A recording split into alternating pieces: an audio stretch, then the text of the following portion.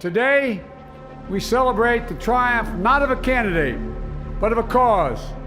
The cause of democracy. Her şey işte böyle başladı. Amerika'da başkanlık yarışında Demokratların adayı Joe Biden başkanlık 46. Yeni başkan Joe Biden oldu. Bundan yaklaşık bir yıl önce 2021'in başlarında Amerika Birleşik Devletleri'nin 46. başkanı Joe Biden oldu. Donald Trump'ın 4 yıl boyunca yürüttüğü başkanlık geriye kalıcı çok sayıda kare, an, söylem ve hatta yaklaşım bırakmıştı.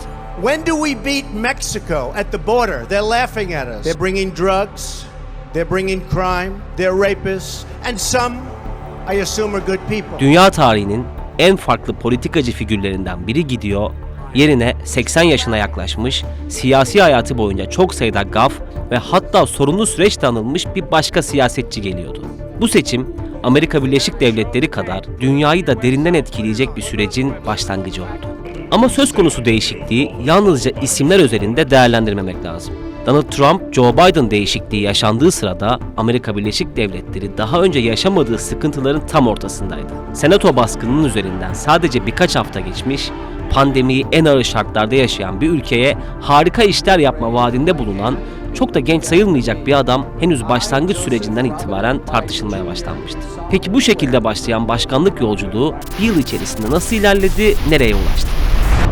GZT'nin çok neti, dünyanın en çok tartışılan ülkesine yaklaşık bir yıllık bir yolculuk için hareket ediyor. İçeriye başlamadan küçük bir hatırlatma yapalım istiyorum. YouTube ailemiz 1 milyon hedefiyle yoluna devam ederken size her gün en az bir özgün içerik sunacağımıza söz veriyoruz. Abone olmanız bizim için çok önemli.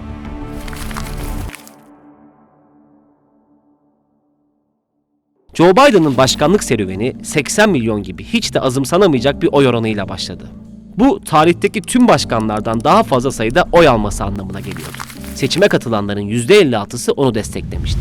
Real Clear Politics'in 18 Ocak'ta yayınladığı araştırma tam da bu veriyi incelemeye aldı. Seçim sonrası %56 olan destek, yeminden hemen sonra %52'lere inmişti. 2022'nin ocağına geldiğimizde ise yani bir yılın ardından Biden'a yönelik destek %42'lere kadar geriledi. BBC Kuzey Amerika muhabiri Anthony Zuher'e göre bu, tarihte görülmemiş bir dibe çöküşün en net fotoğrafıydı. Amerika Birleşik Devletleri'nin azımsanamayacak kadar geniş bir kısmı Biden'a oy verdiği halde Biden'dan vazgeçmek için çok beklememişti diyebiliriz. Şimdi yalnızca bir yılda bu kadar büyüyen destek kaybının nedenlerini konuşalım. Düşüşün en güçlü nedenlerinin başında Amerika Birleşik Devletleri'nin Afganistan'dan çekilmesi geliyor desek yanılmayız. Kalan son askerlerin de ülkeden çekilmesi sonrası 20 yıl süren Afganistan işgali resmen sona ermişti. Pentagon'da yapılan basın toplantısıyla duyurulan gelişme sonrası özellikle sosyal medya Biden'ın yanlış karar verdiğini bas bas bağırır hale geldi. Biden ise tüm bu tepkilere tatmin edici bir cevap vermedi. Hatta bu sessizliği de en az Afganistan meselesi kadar konuşuldu. Biden'ın Afganistan hamleleri Amerika Birleşik Devletleri seçmen tabanında iyi bir karşılık bulamamıştı diyebiliriz. Bu süreci koronavirüsün Delta varyantı takip etti. ABD'nin sorunlu sağlık sistemi de denkleme eklenince günlük birkaç yüz bine ulaşan vaka ve sürekli artan ölüm sayıları seçmenin tavrını da baştan sona değiştirdi. Biden'ın Covid-19 ve aşılamaya dair tavırları sürekli olarak eleştirilmeye başlanmıştı. Buna Trump'ın kendi sosyal medya platformu üzerinden yaptığı alternatifi bol açıklamalar da eklenince Biden için acaba yapamıyor mu soruları da sıklaşmış oldu. Afganistan'ı, Covid-19'u konuştuk. Ancak Biden için asıl sorun ekonomide belirginleşti. Amerika Birleşik Devletleri 1990'dan bu yana en yüksek enflasyonu yaşarken işsizlikle alakalı çözümleri de sürdürülebilirlikten uzak olarak yorumlanmaya başlamıştı. Biden'ın ekonomi yönetimi ilk bir yılda sınıfta kaldı desek sanırım çok da abartmış olmayız. Biden'ın bir yılı vaatlerini yerine getirecek mi sorusunu sık sık duyarak geçti. Özellikle Trump'la en net ayrılığı yaşadıkları göç reformları meselesi başkanın önüne sık sık geldi. Başkanlık seçimi kampanyası sırasında Biden'ın vaatlerinden biri ülkedeki sol kesimi kızdıran Trump dönemi politikalarından göçmen ailelerin ayrılmalarına ve sınırda çocukların gözaltına alınmalarına son vermekti. Biden bu vaat konusunda sınıfı geçti. Sıfır tolerans politikası sona erdirildi ve gözetim merkezlerinde tutulan çocukların sayısı da hızlıca azaltıldı. Biden'ın bir yılı azalan desteklerle kötü geçmiş olsa da 1 trilyon dolarlık altyapı bütçesini kabul ettirmesi ve hızlı yargıç atamaları olumlu noktalar olarak kayda geçmeye başardı. Ancak Amerika Birleşik Devletleri'nin Biden dışında gölge bir başkanı mı var sorusu Biden'ın ilk 365 gününün özetlerinden biriydi.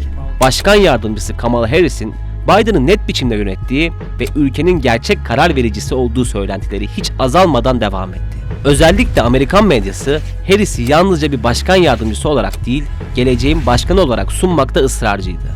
CNN'in Biden kenara çekilirse Başkan Kamala Harris olabilir isimli makalesi bu tez için oldukça iyi bir done konumunda.